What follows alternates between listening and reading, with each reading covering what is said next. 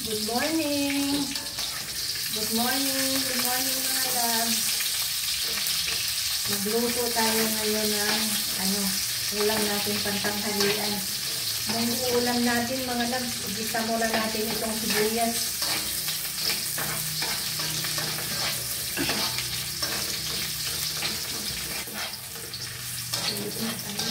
Good morning!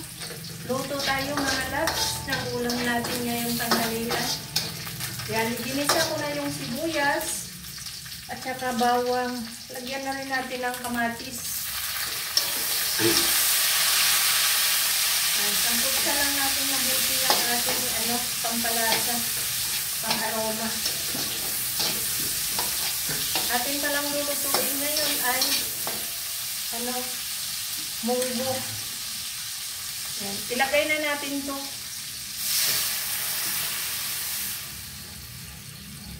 Durugin lang natin ng yung munggo para lumapot yung ating sabaw.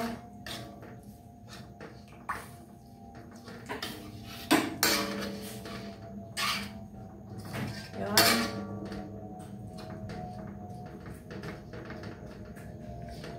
Nakita nyo po, wala po akong ginisang ang tawag dyan? Subak sa Bisaya. Meron tayo dito chicharon. So, mamaya-mayang konti ilagay na natin ito. Sa ngayon, dagdagan natin ng tubig para meron tayong sabaw. And kahit hindi pa kumulo yung ating sabaw, ilagay na natin tong ating chicharon para lumabas yung talagang lasa niya. Tapos, pakukuluan lang natin hanggang sa lumambot pati yung ating chicharon. Yan, kumulo na yung ating sabaw.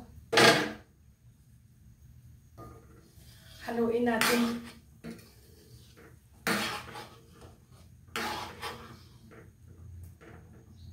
Saka natin titimplahan ang ating mga pampalasa. Lagyan natin ng paminta. Tapos, isang pork cube. Lagyan na rin natin ng asin. Tapos, lagyan din natin ng konting bitchin para mas lumasa. Ngayon, haluin na natin. Pakuluan pa rin natin siya mga loves ng mga ilang minuto pa para lasang-lasa yung ating chicharon at saka yung ating mga nilagay na pampalasa. Tikman muna natin kung nito, lasa nito.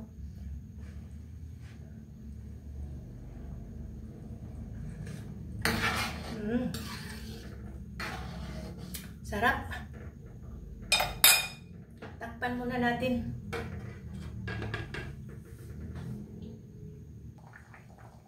Meron din palang nakuha si Mr. na okra doon sa kanyang kanin.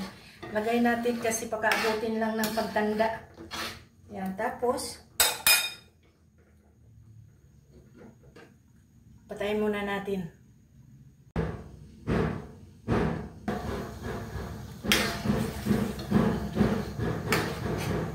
Okay na itong ating yung ating ulam na munggo. Ilagay na natin ngayon yung ating malunggay. Daming malunggay.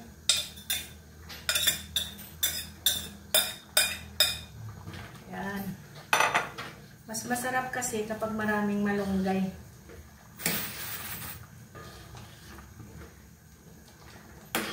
Yan. Hintayin lang natin ng ilang minuto mga loves at pwede na ito. Marami nga sanang dahon ng mga loves, yung talbos ng ampalaya. Ang dami kong talbos ng ampalaya. Ang tataba pa naman. Kaya lang ayaw mo magpalagay ni Mr. kasi baka daw mapait. Kaya ito na lang malunggay. Sarap naman itong malunggay. Yan, luto na siya. Okay na to mga loves. Kakain na tayo.